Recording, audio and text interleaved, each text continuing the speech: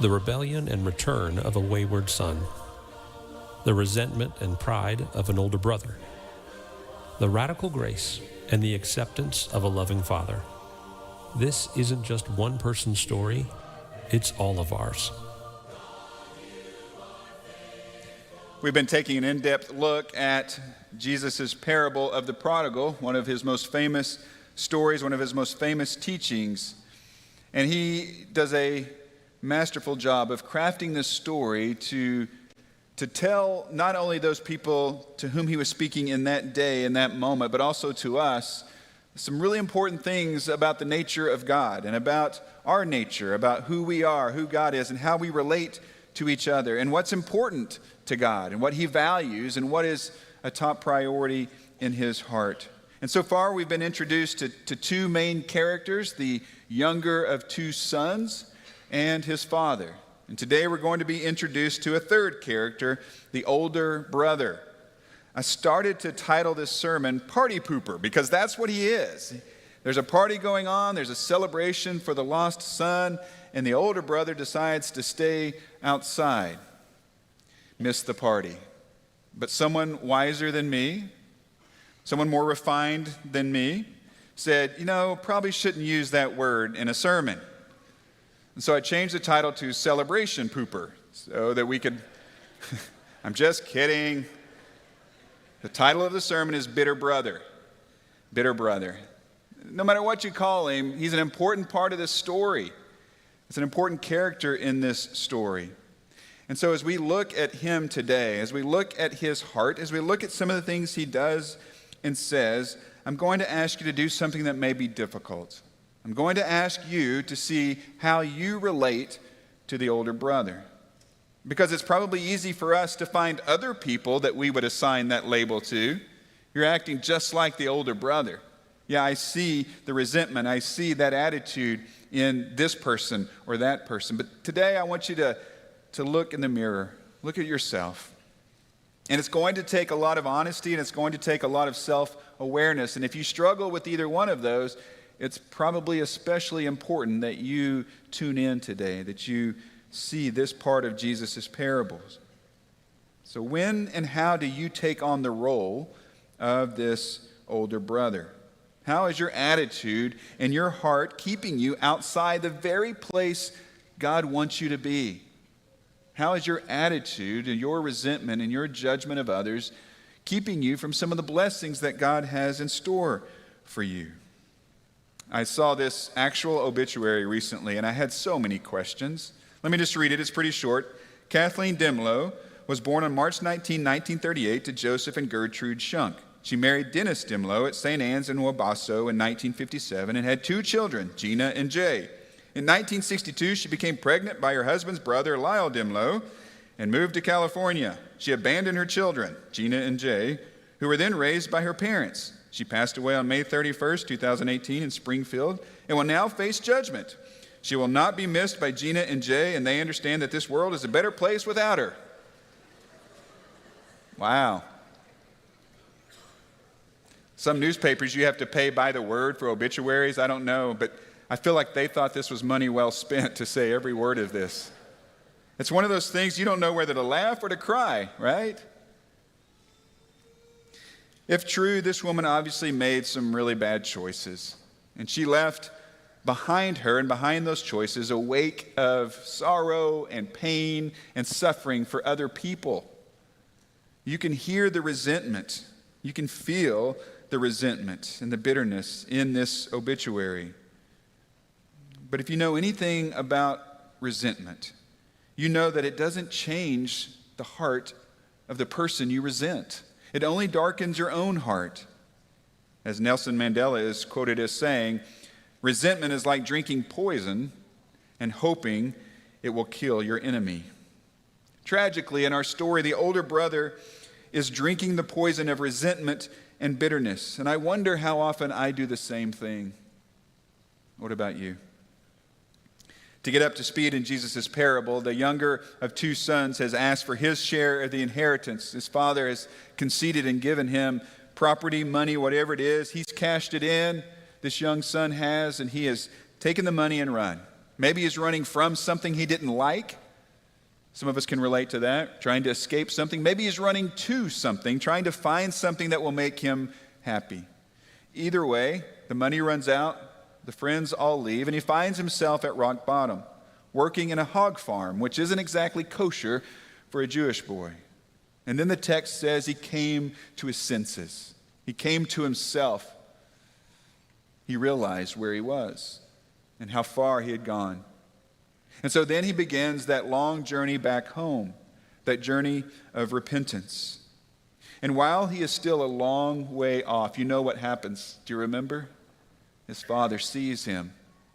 And he doesn't just see him and wait for him. He sees him and he takes off and he runs to him. He runs to him. Disregards social protocol, doesn't care what people think, doesn't care what he's supposed to do. His lost son is on his way home, and that's all he knows. And this father runs, and he gathers his son up in his arms, and he celebrates his return. Everyone celebrates his return. Well, not everyone. Verse 25. Meanwhile, the older son was in the field. When he came near the house, he heard music and dancing. So he called one of the servants, and he asked him what was going on. Your brother has come, he replied, and your father has killed the fattened calf because he has him back safe and sound. And I wonder if Jesus, when he was telling this story, if he paused in that moment to build suspense. How will the older brother respond? What will he do? What will he say? Surely he will recognize the significance of this moment, and he will join in the celebration of the homecoming of his little brother, right? Surely he will. But instead, the sound of the music, the smell of the fattened calf roasting, the news of his brother's return, it only triggers anger and rage. Verse 28. The older brother became angry, and he refused to go in.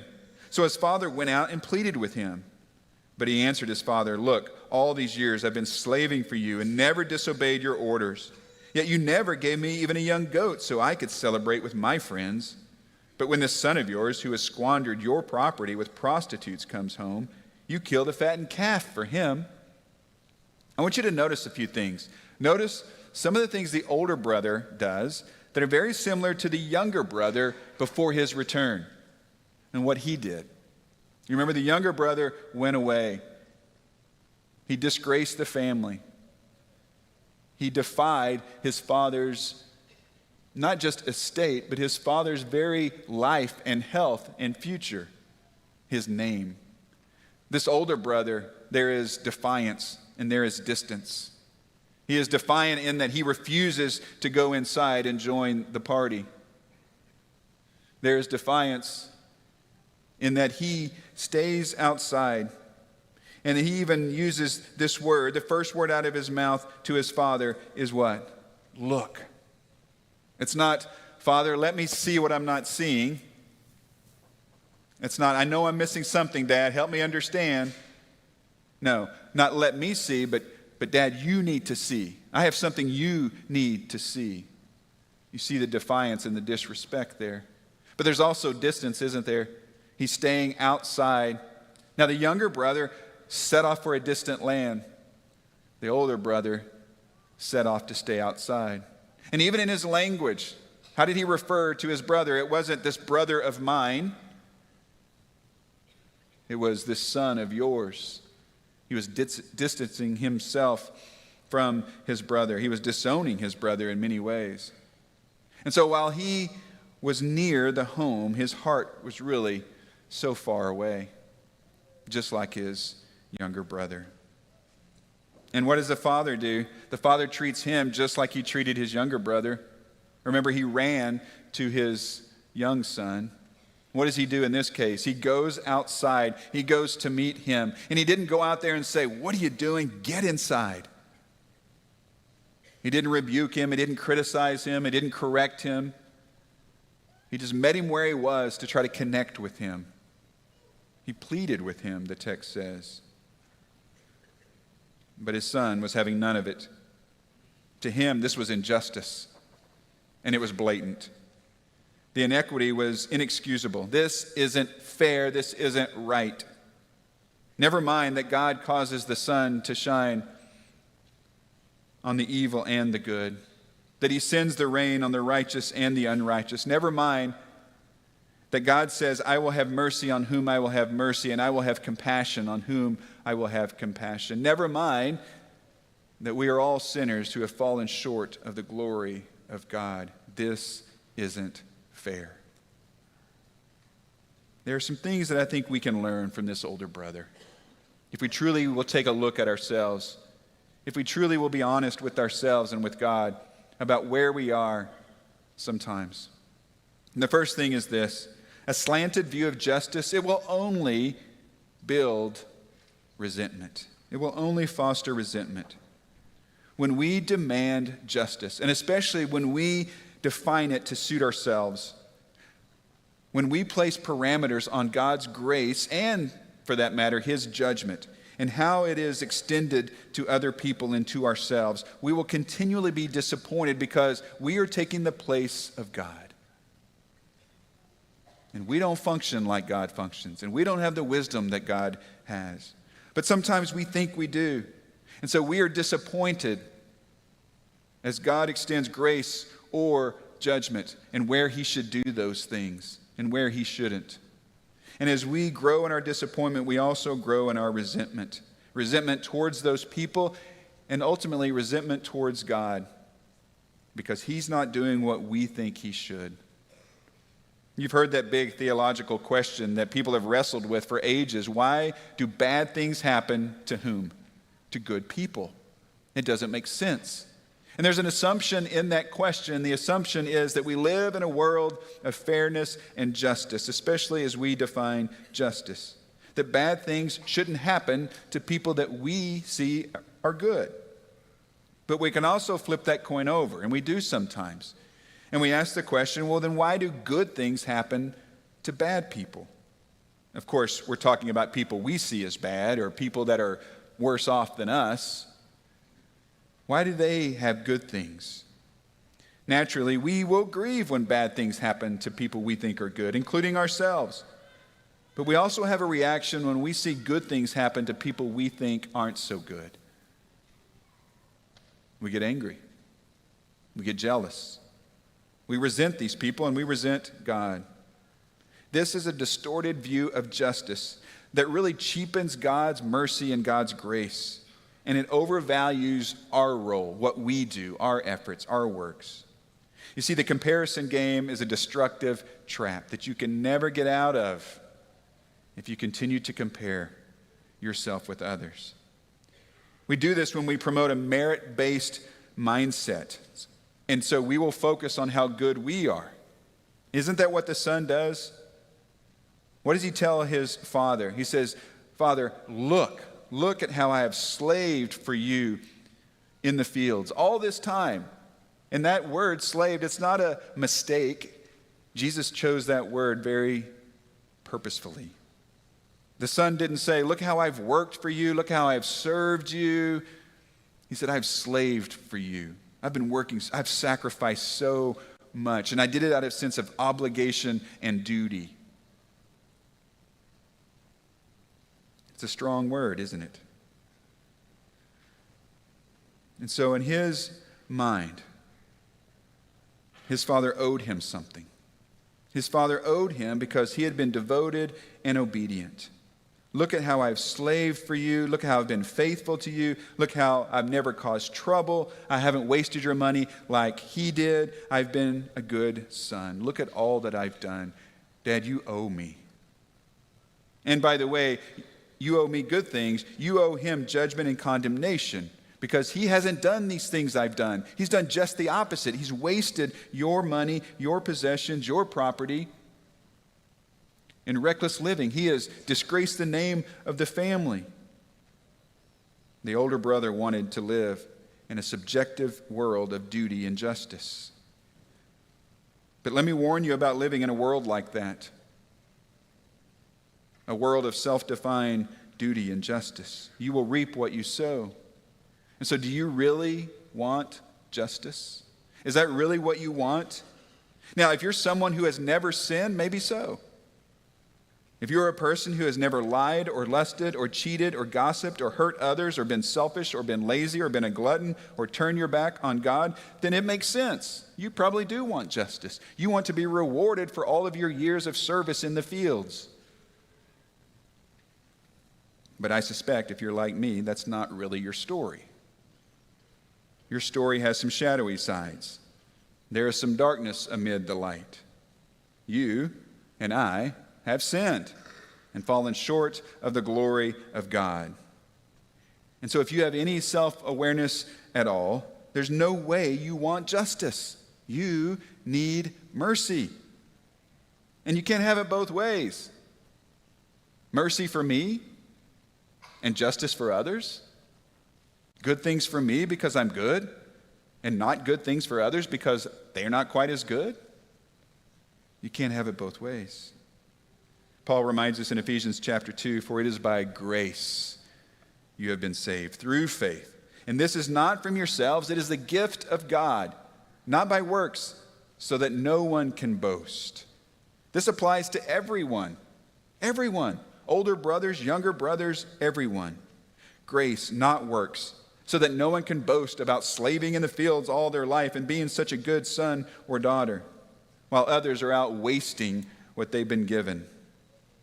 If your big plan is to show up at the pearly gates with your spiritual resume and point out all the things to God that you have done that are good, and all the things that you haven't done that you know others have done that aren't good, you need a new plan. That's not going to work.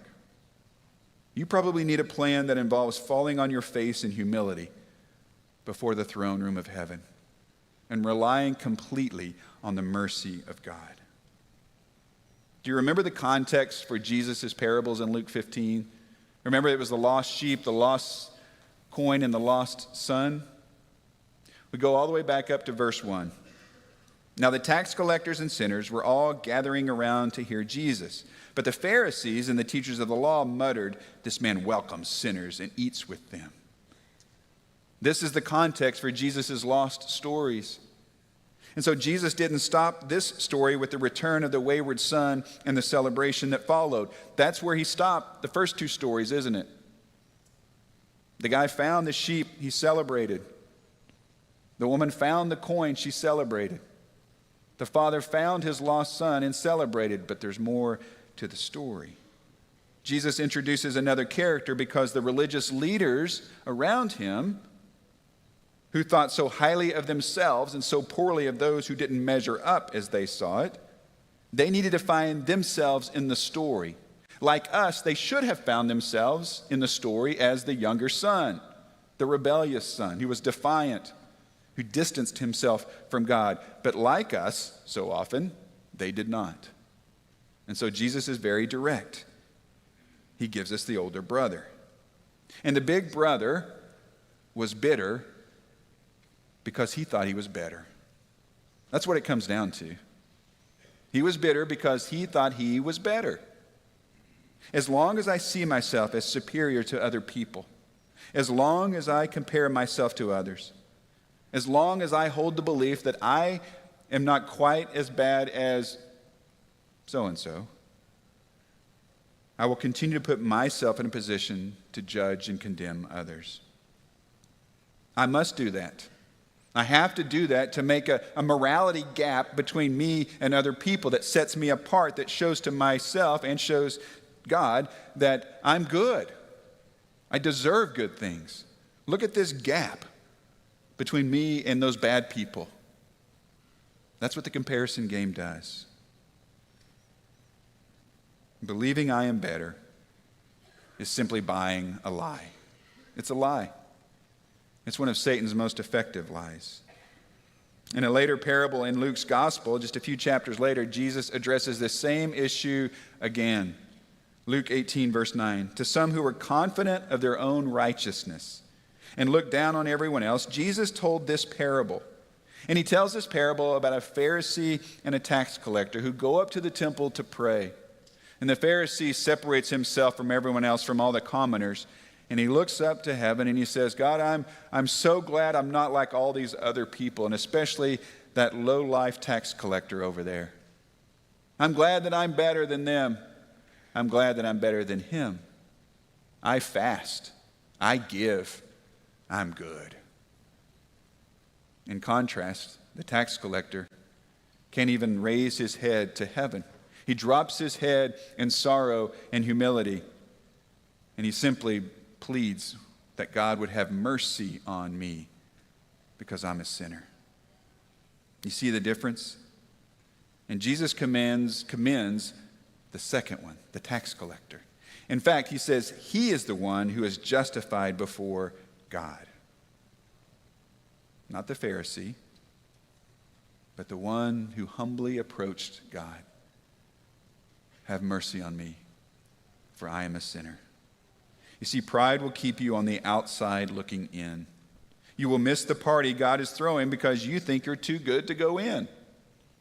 How tragic. And so as we wrap up, let me just give you some really practical reminders, some takeaways, a little bit of a review. The first one is this: be careful about thinking too highly of yourself. Humility is championed all throughout Scripture, and it's modeled by Jesus himself, who made himself nothing, taking the very nature of a servant. You say, well, I serve. I go on mission trips. I serve the hungry. That's great. But what about in daily life? What about in your heart and your attitude? What about when someone hurts you? What about when good things happen to people you think aren't so good? What about when you begin to compare yourself to other people? Number 2, let go of your need to earn God's favor. This brother is out working in the fields. Good for him. He is faithful. He's hardworking. He's obedient. And as we will see next week, the Father says, you've always been here. Everything I have is yours. Why do you think that you have to earn God's favor? You can never do enough. You don't have to do enough. He's done it all. You respond to God's favor, but you can't earn it. And that only leads to a comparison mindset. When you start stacking up the good things you've done, because you have to look at someone else to compare yourself to create that gap. Number 3, freely receive God's mercy and freely extend it to others. Show the same mercy that you so desperately need to others who also so desperately need it. And work to let go of that resentment. It's probably going to take some time. It's going to take God helping you and the Spirit leading you, but it can happen. Maybe you've been one of the millions of people who have viewed Brene Brown's very popular TED Talk called The Power of Vulnerability. And in it, she says a lot of good things, but she really pushes us to embrace our brokenness, understanding that we are just like everyone else. In fact, she says, we are those people. We are the others. And she goes on to explain that most of us are just one moment, just one small step away from being those people, the ones that we don't trust, the ones that we sometimes look down on, the ones that we pity, the ones that we judge, the ones that we think shouldn't have good things, the ones that we don't want to live next door to. Just one moment, one small step. We are those people. You can go through life comparing yourself to others, stacking up your misdeeds to others and your good deeds.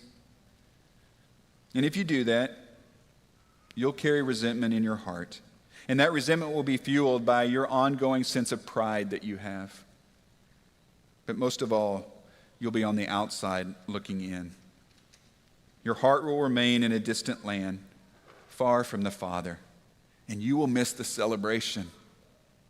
Not just the celebration for those around you, but the celebration for you. Don't miss it. The Father is approaching you. He's running to you. He's going outside to meet you. How will you respond to him?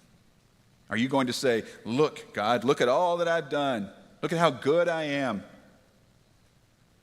Or are you just going to hug him as he hugs you and thank him? What's your response? Whatever your response is, you know what it is. You know what it should be.